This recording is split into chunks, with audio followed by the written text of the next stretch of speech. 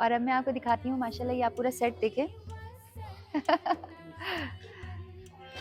इस सेट पर मेरे पिछले साल की लिखी हुई कैलीग्राफी है, वो मैं आपको दिखाती हूँ। ये मैंने यहाँ पर लाइव लिखा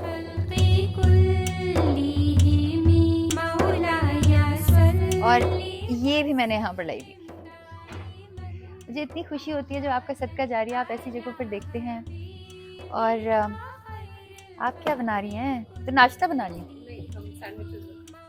अरे वाह, लास्ट ईयर भी आप इधर ही थी?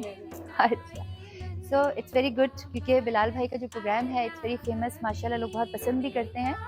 और मुझे लगता है कि ऐसे लोगों को ही रमज़ान ट्रांसमिशन करनी चाहिए। बट अल्लाह हम सबको हिदायत दे।